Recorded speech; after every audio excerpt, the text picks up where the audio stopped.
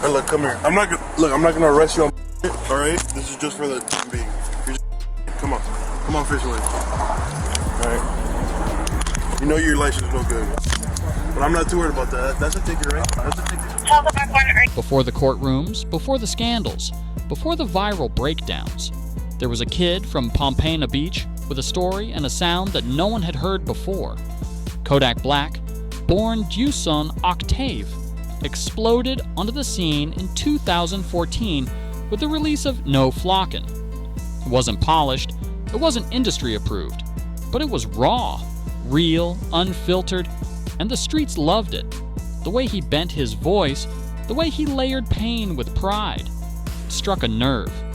Overnight, Kodak became more than a SoundCloud rapper.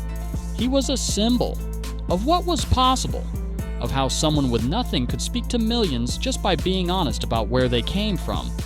Atlantic Records signed him. Drake shouted him out.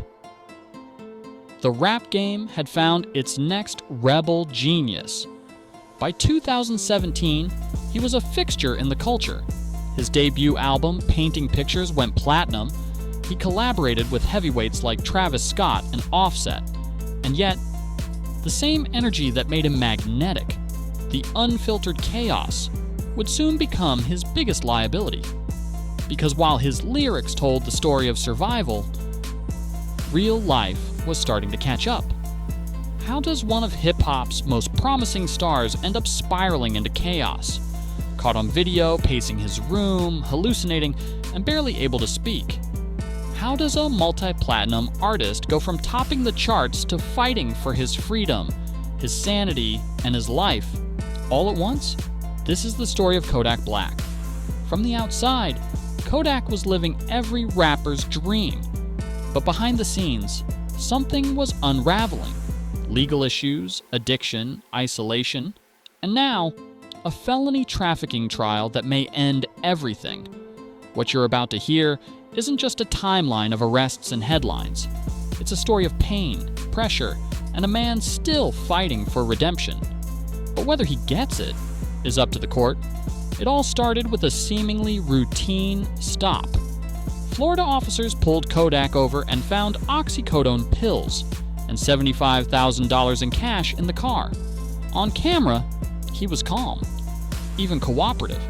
But behind the scenes, prosecutors saw something serious: felony trafficking and possession.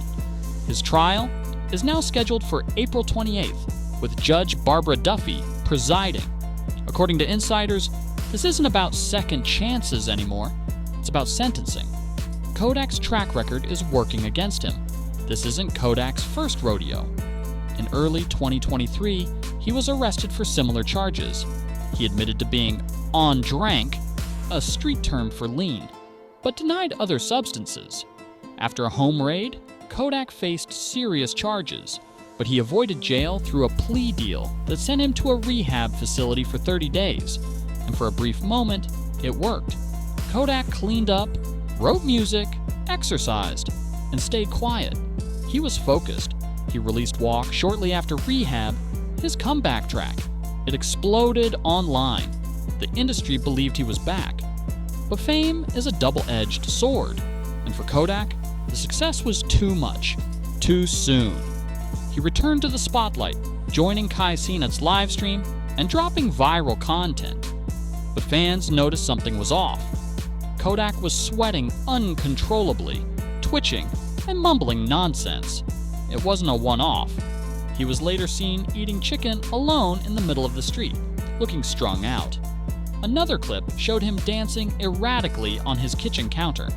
Twitter exploded with concern. One tweet read, "That man needs help. He's not well." Another said, "He has 4 baby moms and not one is stepping in." It's heartbreaking. Even Kanye West got involved, offering to fly to Atlanta to help him. But Kodak wasn't. Kodak's IG lives became disturbing. In one, he admitted, "I'm just waiting to pass away." His tone was flat, his eyes empty. Millions watched, unsure if this was a cry for help or a final unraveling. The saddest part? People around him weren't helping. They were filming. His own friends, instead of stepping in, were capturing his worst moments for clicks. Kodak wasn't just falling, he was being watched while it happened. Not everyone was chasing views. Jilly and Wallow, from $1 million worth of game, sat Kodak down and told him what no one else would. "You got them babies counting on you," Wallow said. "Don't let this industry kill you. You're more than the music." That hit Kodak hard. In his song, Soul Boy, he rapped, "I miss my kids. I bet they wondering where their father went." There was still hope. Still a man behind the mask trying to come back. Then came the viral outburst. At a local football game, a fan told him, "I love when you're sober." Kodak responded with a live stream, mocking the fan, flashing cash, and laughing. Sober? For what? A week later, he showed up at a Ravens game looking completely out of it, slurring his words, losing focus. Fans began pleading online, "Get this man help before it's too late." Kodak then failed a drug test while on pre-trial release. He said the sample was mixed up. The judge offered a hair test. He refused. Instead, he checked into another 30-day rehab program. That move might have sealed his fate. Prosecutors now see a man who avoids responsibility even when jail is on the line. They've gathered a mountain of evidence: test results, viral clips, court violations. To them, this trial isn't just about possession, it's about character. In a Raw podcast with DJ Academics, Kodak broke down. "I'm sorry," he said, "to my mama, to my kids, to the girls I hurt. I'm sorry." He even apologized to Young Miami for public disrespect. She accepted. It was Kodak at his most human. The ego was gone. What was left was a man searching for grace.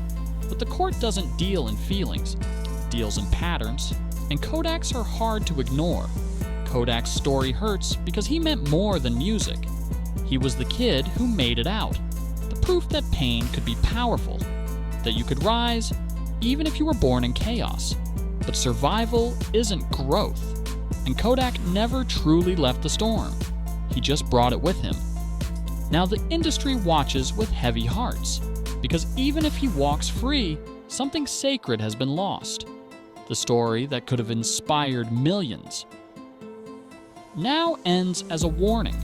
April 28th is Judgment Day. Prosecutors will come with receipts, Kodak will come with apologies, and the judge will decide jail or redemption.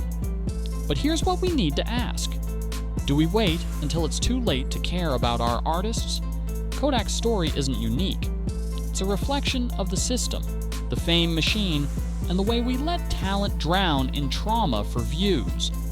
So the final question isn't just whether Kodak will change, it's whether we'll ever learn to see our artists as human before we lose them completely.